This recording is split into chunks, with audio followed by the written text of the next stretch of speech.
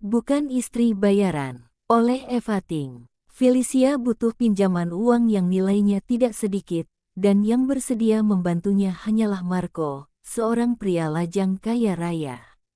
Sayangnya Marco tidak memberinya uang secara gratis. Felicia diminta untuk menjadi istri pria tampan yang dingin itu. Awalnya, Felicia keberatan. Ia masih sangat muda dan belum mengenal Marco dengan baik. Namun, karena terdesak dan tidak melihat pilihan lain, ia akhirnya setuju. Syarat-syarat pernikahan pun meluncur dari bibir keduanya. Mampukah pernikahan tanpa cinta mereka bertahan? Apa sebenarnya alasan Marco menikahi Felicia? Prolog. Felicia menatap wajah pria tampan nan dingin yang duduk di balik meja di hadapannya dengan perasaan tegang. Di dalam hati, ia sangat berharap pria itu akan menyetujui permintaannya. Maaf, Nona, sangat tidak mungkin saya meminjamkan uang sebesar itu pada Anda. Kita tidak saling kenal sebelumnya. Felicia menghela napas berat mendengar jawaban yang sudah ia duga. Ia menatap dalam-dalam wajah dengan tulang pipi kuku itu. Rambut tebal nan gelap tersisir rapi dan menawan. Mata Felicia merambat turun, memandang sepasang iris gelap di bingkai alis rapi dan bulu mata tebal maskulin. Hidung mancungnya terpahat sempurna di atas bibir kecoklatan. Pria itu benar. Siapa yang berani memberi pinjaman uang sebesar 300 juta rupiah pada orang yang tidak dikenal? Orang bodoh saja tidak mau melakukannya, apalagi seorang pengusaha cerdas yang namanya telah menggaung kemana-mana oleh sepak terjangnya di dunia perbisnisan. Saya berani melakukan apa saja, Pak, ujar Felicia dengan bibir gemetar dan wajah memerah menahan malu. Ia menunduk, tidak berani menatap wajah pria bertubuh gagah di depannya. Yakin? Tanyanya ragu. Felicia mengangkat wajah. Mata mereka beradu. Debar halus menyapa dada Felicia tanpa alasan yang jelas. Felicia mengangguk pelan. Ia sudah tidak punya pilihan lain lagi. Apapun akan ia lakukan demi mendapatkan uang itu saat ini juga. Baiklah, saya akan membantu Anda. Pria itu menatap Felicia dalam-dalam dengan tatapan menilai. Ada syaratnya, imbuhnya. Felicia terpaku menatap bibir yang mengucapkan dua patah kata itu. Harusnya ia tidak terkejut. Di dunia ini tidak ada pertolongan yang diberikan cuma-cuma. Tidak ada yang gratis. Apa syaratnya? Tanya Felicia dengan suara pelan. Di dalam hati berharap, semoga saja syarat dari pria ini masih bisa ia penuhi karena ia sangat membutuhkan uang itu. Jadi istriku. Sebuah kalimat yang sangat singkat, tapi menghantam Felicia bagai palu raksasa. Wajah Felicia seketika memucat dengan bibir yang sedikit terbuka karena kaget. Sungguh, ia tidak menyangka syaratnya akan seberat ini. Setidak masuk akal ini, menikah dengannya, di usianya yang baru menginjak 22 tahun. Rasanya sangat mustahil. Apalagi mengingat mereka baru saja beberapa menit berkenalan.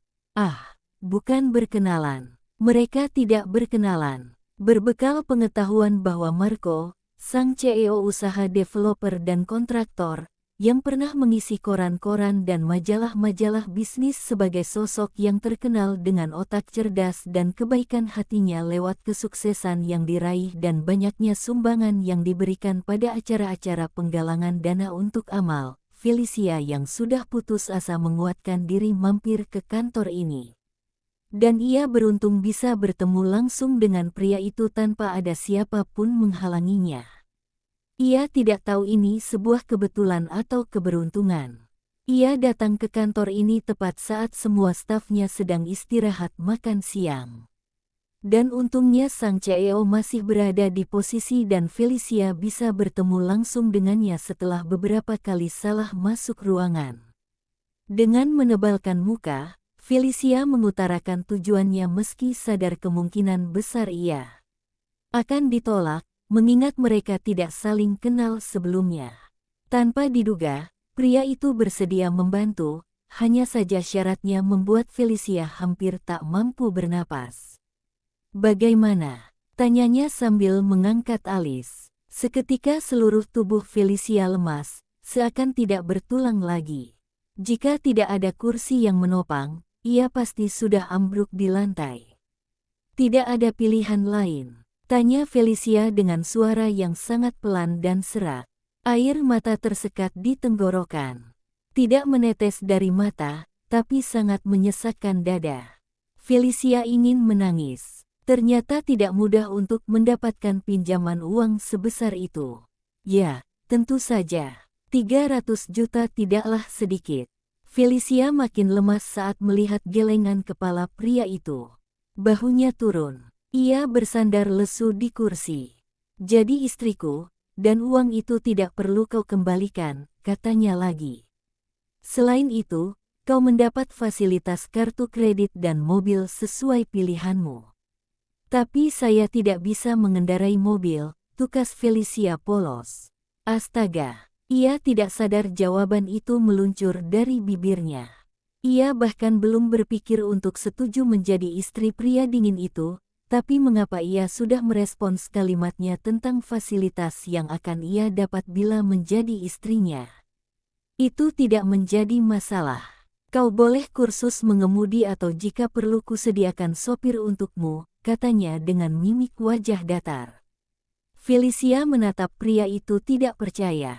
Matanya membesar dengan dada sesak.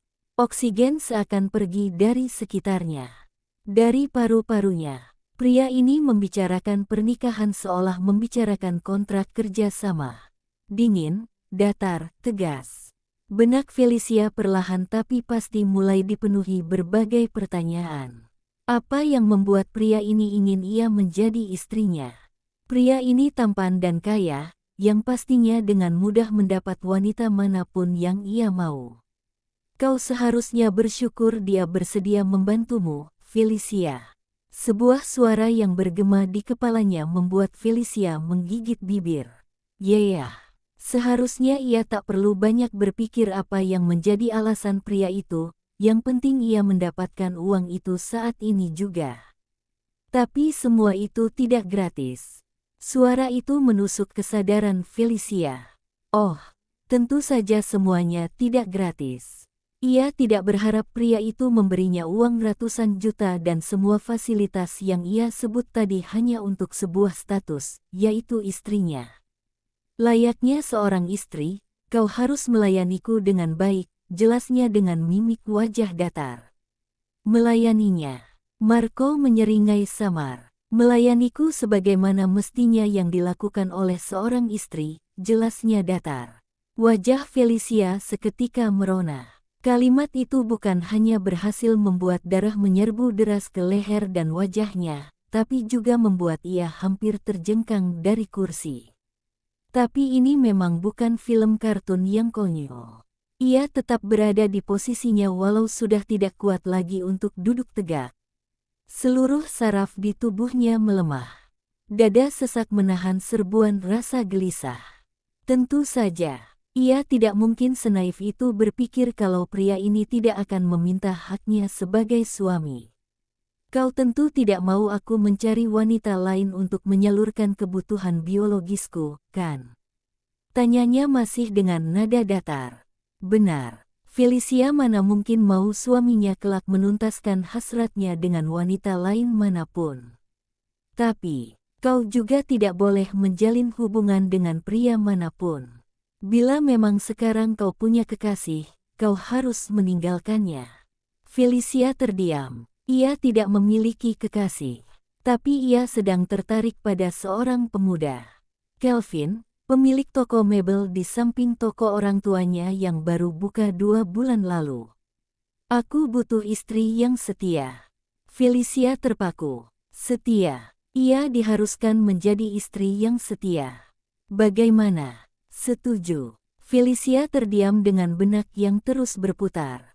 Saya masih banyak pekerjaan, Nona.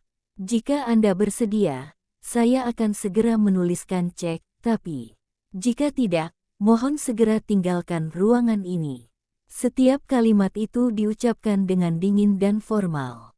Felicia menatap pria itu, yang juga sedang menatapnya. Jantung Felicia mencelus. Apa yang harus ia katakan? Felicia tentu saja tidak siap melepas masa lajangnya dan menikah dengan pria yang selama ini hanya ia kenal lewat koran dan majalah. Tapi ia sangat membutuhkan uang itu. Dengan cara apapun, ia harus segera mendapatkannya, dan Felicia tahu tidak ada cara lain lagi. Tidak ada orang bodoh atau tidak waras yang bersedia memberinya pinjaman sebanyak itu. Sedangkan untuk meminta tolong pada kerabatnya, Felicia tidak berani.